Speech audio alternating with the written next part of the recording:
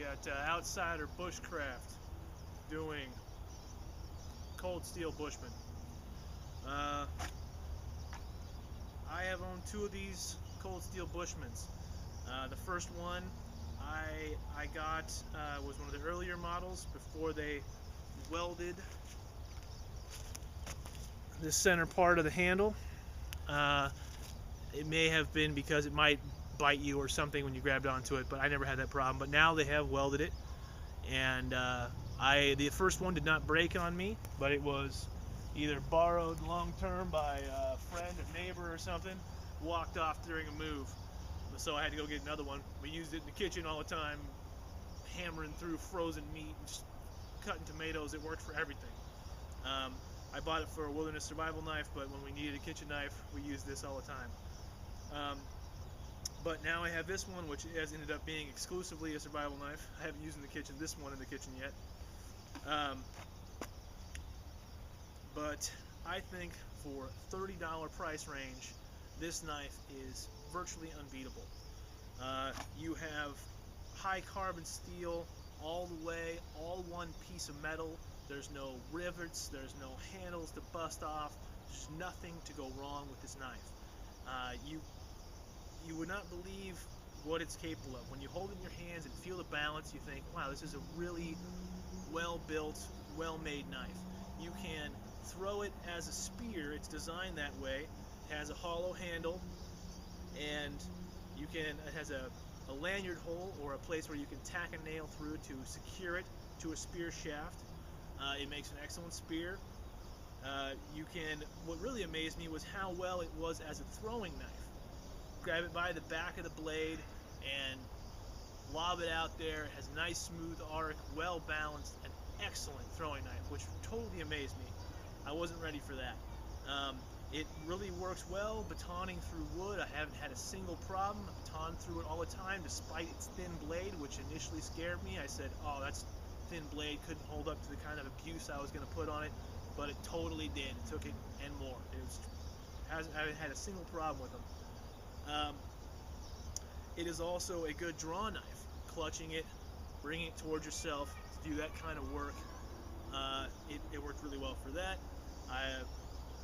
All of my friends have used this knife and they all love it. And I've had young boys and women and grown men all use this knife, and they have all enjoyed using it.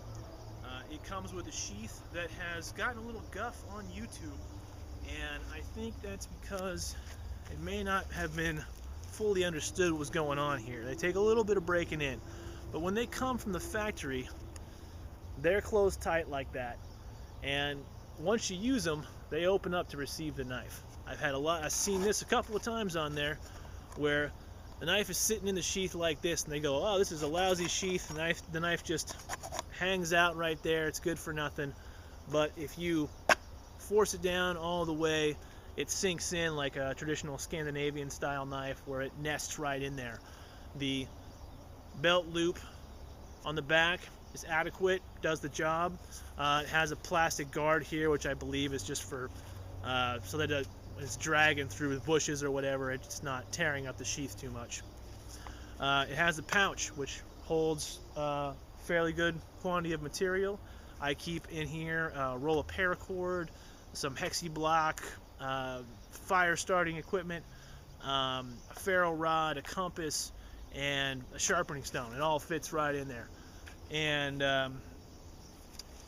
like I said, I would love to see the blade out there that's more knife than this for $30.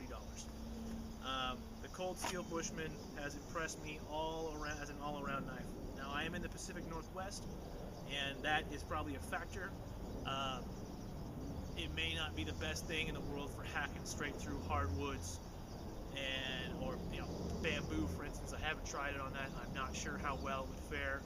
But if you do a nice relaxed grip and hold the rear of the knife down at the base of the handle and let its weight do the work, I think you'll find it is a pretty successful chopper. It's not, completely aggressive. It is a lightweight blade. It's not super heavy, so it's not the most aggressive chopper in the world, but it does fine work on basically anything you'd want to chop down with a knife this size. You know, big wrist size, ankle size logs. You know, 3, maybe 4 inches around. You could work this and have very little difficulty getting through it. But you might want to try draw knifing it out of there if you can, because that works well too. A fantastic little knife. Like I said, all one piece of steel, nothing to go wrong. Um, Cold steel Bushman. I'm an absolute lover of it. I want to get a kit for my car and put one in there, and a kit for the house and have one in there, and you know, just for $30, Cold steel Bushman, a great pickup.